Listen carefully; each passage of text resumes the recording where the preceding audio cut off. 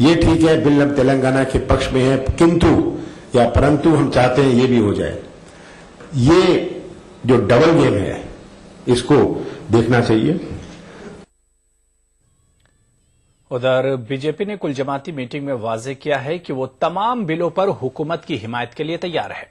ताहम बीजेपी ने मीटिंग में तशवीश जताई कि तेलंगाना मसले पर पार्लियामेंट की कार्रवाई चलने का इम्कान कम ही है। दीगर सियासी जमातों ने भी तेलंगाना मसले पर पार्लियामेंट का इजलास हंगामे की नजर होने का इम्कान जाहिर किया है।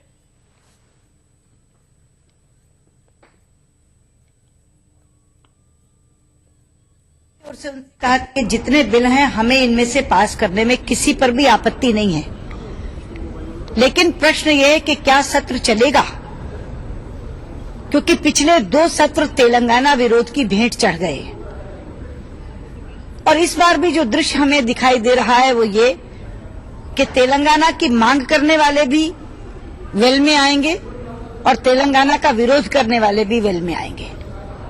और ये पूरी स्थिति कांग्रेस की स्वयं निर्मित की हुई है। हमने उनसे कहा कि इसके लिए आप विपक्ष को बिल्कुल भी दोष नहीं दे सकते। हमारा सुझाव है हम लोगों का कि 12 से 21 तारीख तक ये सारे काम जो फाइनेंशियल बिजनेस है, रेल बजट है, ये फाइनेंस का बिल है, ये निपटा लें और बाकी सारे बिल जो है वो जितने दिए हैं वो मुश्किल है। जो परिस्थिति देश की और जो आंध्रा और तेलंगाना की स्थिति, उसके चलते सदन चलेगा कि नहीं चलेगा ये बिल्कुल साफ है। So I've stated our position. I think all of the other colleagues also have agreed from many other parties that the government cannot do an ordering of disorder in the House. The disorder will come on the question of Telangana bill. Government has not taken any position on it, and therefore my assessment is that if they are not going to come with some sort of a strategy on how they are going to go ahead with the Telangana position.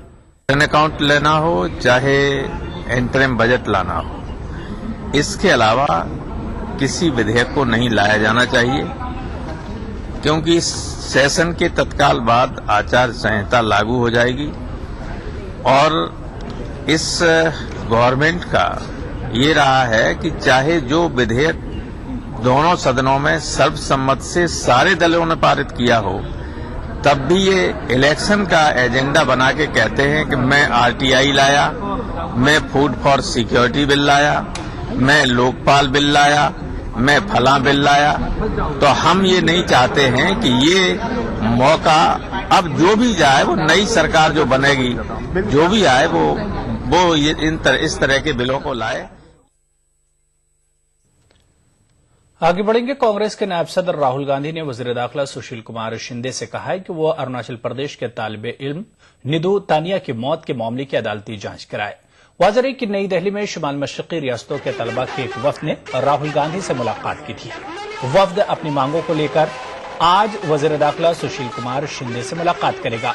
इसी दौरान शुमाल मशरकी रियासतों के तलबा के साथ इजहार यगानत के लिए राहुल गांधी जंतर मंतर पहुंचे। उन्होंने एहतजाजियों को यकीन दिलाया कि खातियों को जल्द से जल्द कैफरे किरदार तक पहुंचाया जाएगा।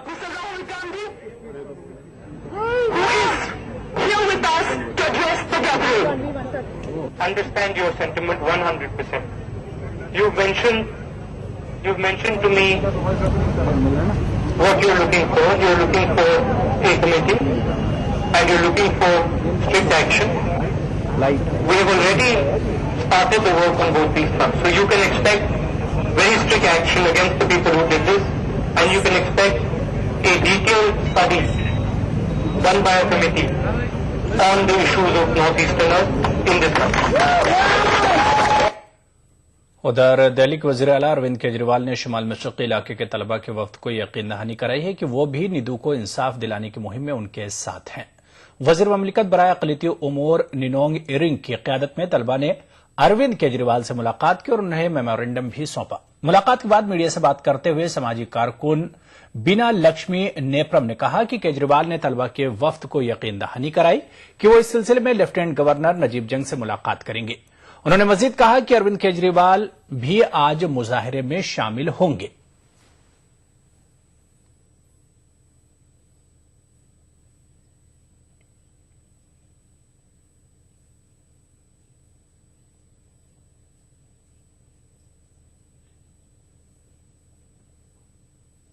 खबरनामे में फिलहाल लेंगे छोटा सा ब्रेक, कुछ और खबरों के साथ जल्द हाजिर होंगे।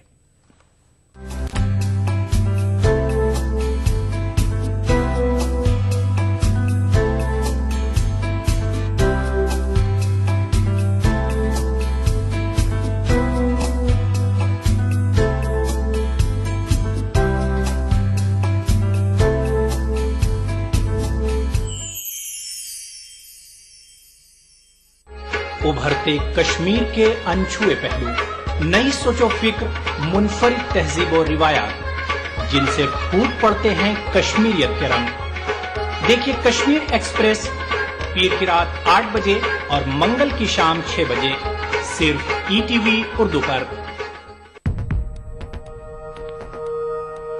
एक मुट्ठी भर जीने की आरज़ू, तब्दीली की चुटकी भर जुस्तजू, रोजमर्रा के मसाइल की ढेर सारी बेकरारियां, खाली पतीले में पकती घर भर की भूख, तारीकियों से लड़ इकट्ठा की हुई चुटकी भर धूप।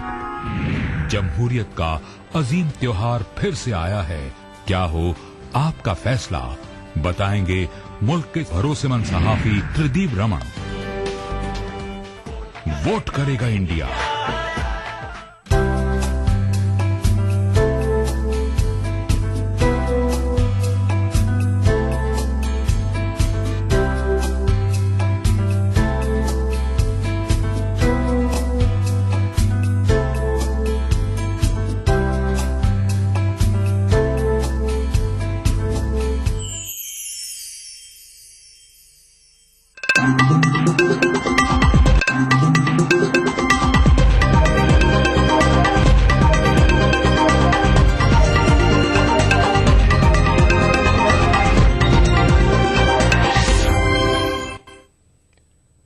ब्रेक के बाद आगे बढ़ेंगे। एआईएडीएमके और सीपीएम एक साथ आम इंतखाबात में उतरेंगे।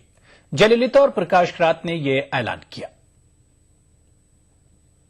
That the All India Anti-DMK and the Communist Party of India Marxist have decided to enter into an alliance to face the forthcoming Lok Sabha elections together. And we expect that this alliance will be very successful. The All India Anti-DMK and the Communist Party of India Marxist have agreed to work jointly and have an understanding for the forthcoming Lok Sabha elections. गैर कांग्रेसी और गैर BJP जमातें नए secular इत्तेहाद के लिए कोशा हैं। तीसरे महाज की कयास आराइयां अभी इब्तिदाई मरहले में हैं और तमिलनाडु की वजीर आला जयललिता इस जानिब संजीदा कोशिश कर रही हैं। इतवार को एआईएडीएमके की कम्युनिस्ट पार्टी ऑफ इंडिया से सियासी मुफाहमत हुई और इसके एक रोज बाद ही पार्टी ने सीपीआईएम से भी सियासी इत्तेहाद कायम किया। प्रकाश करात ने इस मौके पर कहा कि ऐसी जमातें जो कांग्रेस और बीजेपी के साथ नहीं दिखना चाहती वो आइंदा इंतखाबात के पेश नजर और करीब आएंगी। There are large number of parties, non-Congress, non-BJP parties, which have substantial support and strength in this country. This will be reflected in the coming elections. That's all I have to say now. AIADMK की बाएं महाज की जमातों से कुर्बत इस जानिब वाज़े इशारा करती हैं कि जयललिता अब बीजेपी के साथ नजर नहीं आएंगी। गैर कांग्रेसी और गैर बीजेपी जमातों की अपनी अपनी मजबूरियां और अपनी अपनी तरजीहात हैं।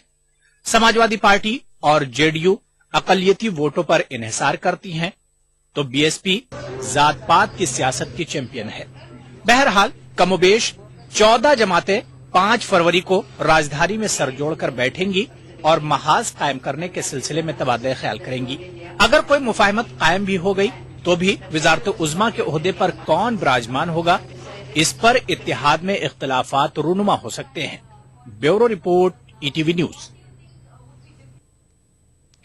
वजीर पेट्रोलियम वीरप्पा मोइली ने कहा है कि सीएनजी की कीमतों में फी किलो 15 रुपये, पाइप नेचुरल गैस में फी क्यूबिक मीटर 5 रुपये की कमी की जाएगी, जबकि आईजीएल और दीगर सिटी गैस डिस्ट्रीब्यूशन फर्म को सस्ती घरेलू गैस फराहम की जाएगी। दूसरी जानिब मरकज ने कुदरती गैस की सप्लाई के गाइड लाइसेंस के सिलसिले में बॉम्बे हाईकोर्ट के फैसले के खिलाफ सुप्रीम कोर्ट में दायर की गई अर्जदाश वापस ले ली है और पॉलिसी पर नजरसानी की बात कही है। वजीर पेट्रोलियम वीरप्पा मोइली ने कहा है कि सीएनजी की कीमतों में फी किलो 15 रुपए जबकि पाइप नेचुरल गैस की फी क्यूबिक मीटर 5 रुपए कमी की जाएगी। इसके अलावा आईजीएल और दीगर सिटी गैस डिस्ट्रीब्यूशन फर्म को सस्ता घरेलू गैस फराहम किया जाएगा। वजीर पेट्रोलियम का कहना है कि इससे आम लोगों को फायदा होगा और मरकजी हुकूमत ने सिटी गैस एंटिटीज को अब 80% के बजाय 100% कुदरती गैस फराहम करने का फैसला किया है। With this, the all common man will be benefited to the extent of 30%, 20%. It's a huge benefit. And to that extent, this will also become one of the anti-inflationary method. So if the people are benefited, if you think that that is helpful for the people, so far our target is common people. If that helps them, we are happy. And if it benefits any political party, yes, incidentally we may get some benefit, nothing wrong about it. But our target is common man, nothing to do with politics. वहीं आम आदमी party ने हुकूमत के इस फैसले का खैर मकदम किया है, लेकिन बीजेपी ने मरकज की नुक्ताचीनी की है। देखिए, दिल्ली की सरकार न्यायालय में गई, इसके कारण से दबाव बना है और महाराष्ट्र में भी रोक लग गई थी, जो अनाप शनाप ढंग से दाम बढ़ाए गए थे उसको लेके। तो कल को निर्णय आने वाला था, निश्चित रूप से रोक भी लगती, लेकिन फिर भी सरकार को जल्दी सुध आ गई, जल्दी जाग गई। ये ठीक है, सीएनजी का दाम घटना चाहिए, इससे बहुत राहत मिलेगी जनता को, दिल्ली के लोगों को, क्योंकि यहाँ पे सीएनजी व्हीकल बहुत भारी संख्या में है, तो इसलिए ये बहुत जरूरी था और ये कदम स्वागत योग्य। The moment quite a lot of things are happening as regards oil and natural gas ministry. They are themselves messing up the whole situation. Reduction from 12 to 9, in fact reduction from 12 to 6 and then enhancing to 9 and then later really getting back to the original position of 12 are all things which the UPA government, the Congress-led UPA is doing it. हुकूमत के इस फैसले से मुल्क भर में CNG और PNG की कीमतों में कमी आएगी, सिवाय उन शहरों के जिन्हें मुंबई की तरह पहले से ही 100% कुदरती गैस फराहम किया जा रहा है। Bureau report, ETV news. Indian Space Research Organisation ने मुतनाज़ा अंतरिक्ष देवास डील मामले पर इसके सरबराह माधवन नायर और दीगर ओहदेदारों के मकतूब को शेयर करने से इनकार कर दिया है। अंतरिक्ष देवास मुतनाज़ा डील के मामले पर माधवन नायर और इदारे के दीगर साइंसदानों ने आला सतह की टीम की सिफारिशात पर इदारे को मकतूब रवाना किए थे। इसरो ने आरटीआई की एक दरख्वास्त पर यह कहते हुए इन मकतूब को शेयर करने से इनकार कर दिया है कि मकतूब का मतन निजी हैसियत का हामिल है और इसके शेयर करने से जांच का अमल मुतासिर हो सकता है। वाज़ेह है कि वज़ीर-ए-आज़म की जानिब से तश्कील करदा आला सतह की टीम ने जी माधवन नायर के अलावा दीगर साइंसदानों को इस मुतनाज़ा सौदे के लिए जिम्मेदार करार दिया था।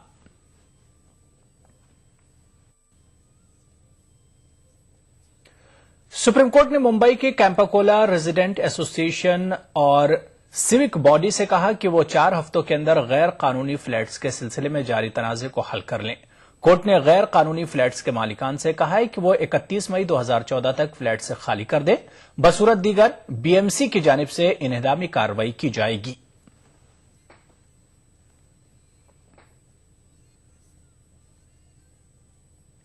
नई दिल्ली में मरकजी वजीर वीरप्पा मोइली की किताब श्री रामायण महानोशनम का इजरा अमल में आया। इस किताब का हिंदी में तर्जुमा डॉक्टर प्रधान गुरुदत्त ने किया है।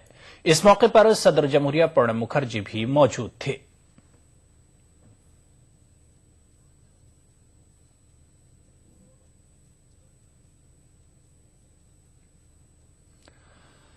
सरहद नामी तंजीम के ज़ेर एहतमाम पुणे में हेरिटेज ऑफ कश्मीर के उन्वान से एक कल्चरल फेस्टिवल का एहतमाम किया गया। फेस्टिवल के दौरान कश्मीर के नामवर प्रोड्यूसर बशीर बडगामी और मशहूर थिएटर फनकार M.K. रैना को उनकी नुमाया खिदमत के लिए एजाजात से नवाजा गया। बशीर बडगामी की फिल्म हब्बा खातून की नुमाइश की गई। इस मौके पर कश्मीर टूरिज्म के डायरेक्टर तलत परवेज ने इस तरह के प्रोग्राम मुख्तलिफ शहरों में मुनक्किद करने की जरूरत पर जोर दिया ताकि कश्मीर के तमद्दुन और सकाफत को फरोग मिल सके। फेस्टिवल के शुरका ने फेस्टिवल के इनेकाद पर सरहद तंजीम के सरपरस्त संजय निहार की सताइश की। इस मौके पर फिल्मसाज महेश भट्ट भी मौजूद थे। अरिहंत फाउंडेशन ने फेस्टिवल के इनेकाद में इश्तराक किया था।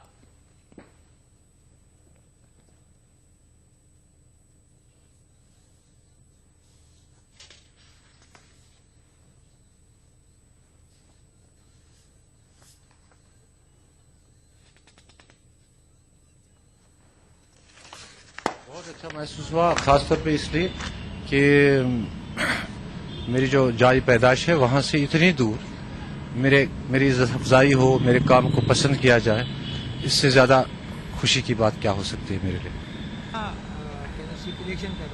एक्चुअली ये फिल्म कहा जाए तो इसको हम कह सकते हैं it's film for all times. इसकी मकबूलियत में कोई कमी नहीं आ सकती। ये फिल्म जो है जिसको कहते हैं ना आर्टिस्टिक सिंसियरिटी, फनकाराना खुलूस, उस फनकाराना खुलूस के साथ ये फिल्म बनाई गई है। बहुत अच्छा, एनकरेज फील कर रहे कि किसी ने सराहा हमारे काम को, बहुत अच्छा लगा। हमने अभी तक सोचा नहीं था कि हमने भी अच्छा काम किया, पर अब लगता है कि अच्छा काम किया। आगे बढ़ेंगे। पाकिस्तान के वज़ीर-ए-आज़म नवाज शरीफ का कहना है कि उनकी हुकूमत हिंदुस्तान और अफगानिस्तान के साथ बातचीत के जरिए तमाम बाहिमी मसाइल हल करना चाहती है। नवाज शरीफ ने यह बात एक ऐसे वक्त कही है जब वो अंदरून मुल्क पाकिस्तानी तालिबान से बातचीत की तैयारी में मसरूफ है। ताजा इत्तलात के मुताबिक आज दोपहर 2 बजे इस्लामाबाद में तालिबान और हुकूमत की मुज़ाकराती कमेटियों की पहली मीटिंग होने जा रही है। पाकिस्तान में तालिबान और हुकूमत दोनों ही अमन मुज़ाकरात की तैयारी में मसरूफ हैं। इस दौरान पाकिस्तान के वज़ीर-ए-आज़म ने हिंदुस्तान के साथ भी मुज़ाकरात के जरिए बाहिमी मसाइल हल करने की ख्वाहिश जाहिर की है। पाकिस्तानी वज़ीर-ए-आज़म मियां नवाज शरीफ का कहना है कि वो अंदरून मुल्क दहशतगर्दी से निपटने के लिए बातचीत की राह अपना रहे हैं। साथ ही वो बैरूनी मसाइल को भी मुज़ाकरात की मेज पर हल करना चाहते हैं। नवाज शरीफ ने साफ तौर पर कहा कि वो अपने अहम पड़ोसी हिंदुस्तान के साथ बातचीत करके बाहिमी मसाइल का हल चाहते हैं। नवाज शरीफ के मुताबिक मुल्क के दाखिली और बैरूनी मसाइल का हल पाकिस्तान की मईशत को इस्तेहकाम बख्शने के लिए लाजमी है। नवाज शरीफ ने तालिबान के साथ मुज़ाकरात कामयाब होने की उम्मीद जताते हुए कहा कि वो पाकिस्तान के दीगर मसाइल का हल भी बातचीत के जरिए होने की उम्मीद करते हैं। मीडिया से बातचीत करते हुए नवाज शरीफ का कहना था कि वो हमसाया अफगानिस्तान और हिंदुस्तान की हुकूमतों से भी मुज़ाकरात के ख्वाह हैं।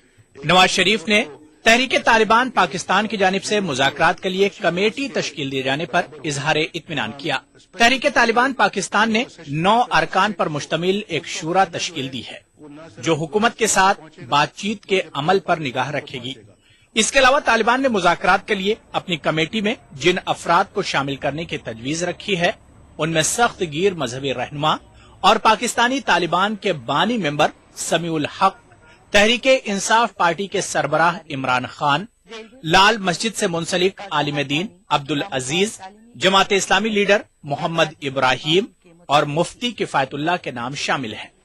जबकि हुकूमत की जानिब से तश्कील दी गई कमेटी में सीनियर सहाफी इरफान सिद्दीकी और रहीमुल्लाह यूसुफ जई, साबिक ISI ओहदेदार मेजर रिटायर्ड मोहम्मद आमिर और साबिक सफीर रुस्तम शाह मेहमद हैं। वफाकी वजीर दाखिला चौधरी निसार अली खान कमेटी को तमाम मतलूबा ताउन देने पर मामूर किए गए हैं और मुज़ाकरात की निगरानी की जिम्मेदारी वज़ीर-ए-आज़म नवाज शरीफ ने खुद अपने कांधों पर रखी है। Bureau report, ETV news. Viswanathan Anand ने इस साल पहली जीत का मजा चखा। ज़्यूरिख शतरंज मुकाबले में उन्होंने इसराइली खिलाड़ी बोरिस गेल्फलैंड को मात दी। आनंद ही आनंद। ज़्यूरिख शतरंज मुकाबले में देर से ही सही आनंद के हिस्से में खुशी के लम्हात आए। लगातार 2 शिकस्त और 1 ड्रॉ के बाद विश्वनाथन आनंद के हिस्से में ये खुशी आई। चौथे मुकाबले में आनंद ने बोरिस गेल्फलैंड को मात दी। आनंद ने 36 चालों में गेल्फलैंड को चारों खाने चित किया। आनंद ने इस मुकाबले में एक बार फिर सेल्फ डिफेंस पर भरोसा किया और अपने हरीफ को हमले का कोई मौका नहीं दिया। हमले के लिए बिसात बिछाने के चक्कर में गेल्फलैंड ने कई गलतियां की और नतीजा आनंद के हक में आया। चौथे दौर में पहली जीत वाकई अहम है। इस एक जीत ने आनंद को मुकाबले में तीसरे मकाम पर ला खड़ा किया है। आनंद के कुल 3 पॉइंट है। गेल्फलैंड के खाते में 2 पॉइंट है और वो सबसे निचले पायदान पर है। क्लासिकल राउंड में आनंद का 5वां और आखिरी मुकाबला कार्लसन से होगा। इसके बाद शुरू होगा रैपिड फायर राउंड। आनंद के साथ साथ कार्लसन और एरोनियन ने भी अपने अपने मुकाबले जीते। कार्लसन ने इटली के फैबियानो कारुआना को करारी शिकस्त दी, जबकि आर्मेनिया के लिवॉन एरोनियन ने अमेरिका के हिकारू नाकामुरा को धूल चटाई। पॉइंट्स की फहरिस्त में कार्लसन 7 पॉइंट के साथ सबसे ऊपर बने हुए हैं। उनके बाद लिवॉन एरोनियन है। लिवॉन के 6 पॉइंट है। उसके बाद आनंद, हिकारू और कारुआना 3-3 पॉइंट के साथ तीसरे नंबर पर है। आनंद का क्लासिकल दौर में आखिरी मुकाबला कार्लसन से होगा और ये उनके पास आलमी चैंपियन में कार्लसन के हाथों मिली हार का बदला लेने का अच्छा मौका है। Bureau report, ETV news.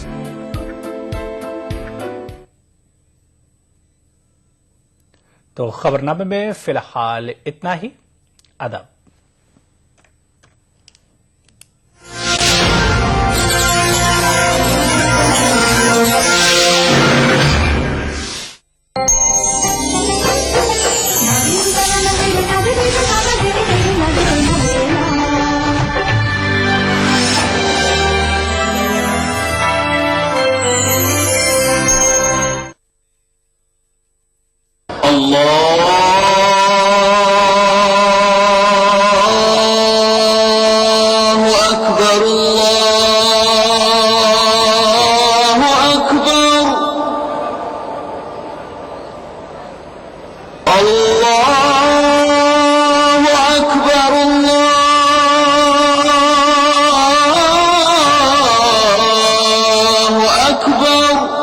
मस्जिदुल हराम से नमाज फज्र देखिए रोजाना सुबह 5:30 बजे सिर्फ ईटीवी उर्दू पर।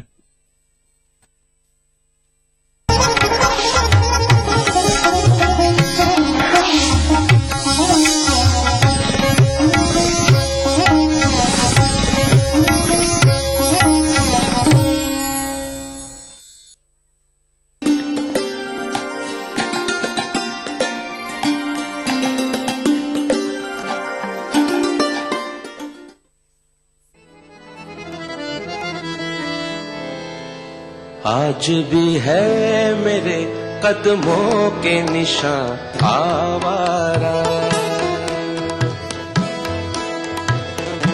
आज भी है मेरे कदमों के निशान आवारा, आज भी है मेरे कदमों के निशान आवारा। तेरी गलियों में भटकते थे जहां आवारा, आज भी है मेरे कदमों के निशान आवारा, आज भी है मेरे कदमों के निशान आवारा। तेरी गलियों में भटकते थे जहां आवारा, आज भी है मेरे कदमों के निशान आवारा, आवारा, आवारा, आवारा, आवारा।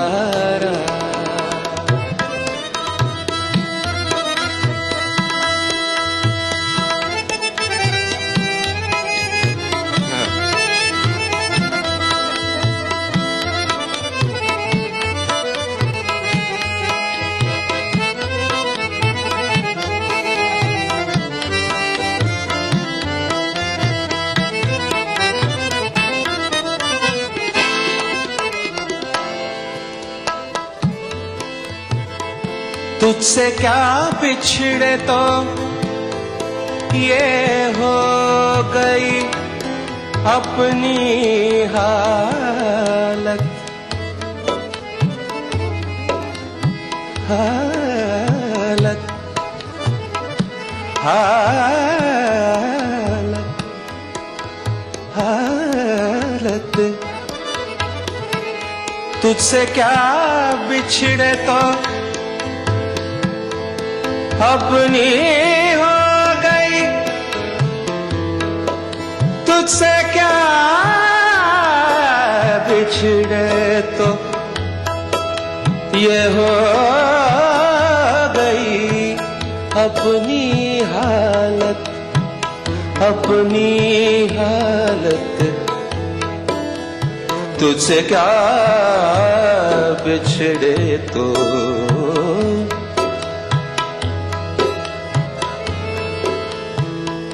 तुझसे क्या छिड़े तो ये हो गई अपनी हालत, जैसे हो जाए हवाओं में धुआं आवारा, जैसे हो जाए हवाओं में धुआं आवारा। तेरी गलियों में भटकते थे जहां आवारा, आज भी है मेरे कदमों के निशान आवारा आवारा आवारा आवारा आवारा।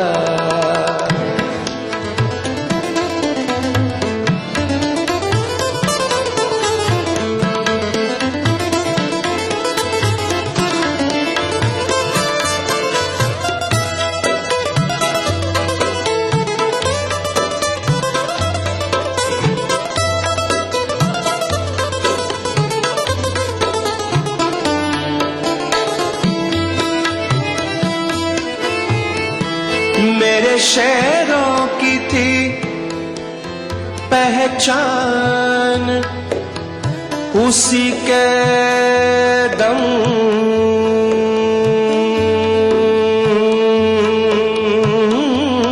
से दम से दम से मेरे शेरों की थी पहचान, उसी के दम से उसको खोकर हुए बेनामो निशान आवारा, उसको खोकर हुए बेनामो निशान आवारा।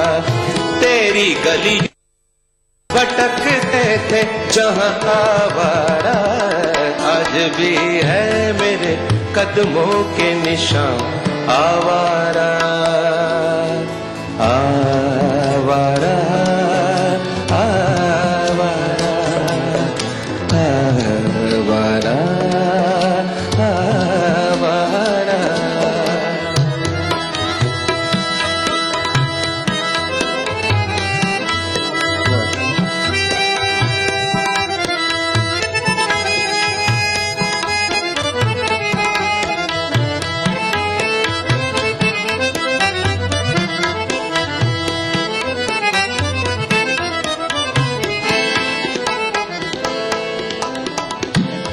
मक्ता पेश है। जिसको भी चाहा उसे टूट के चाहा, राशिद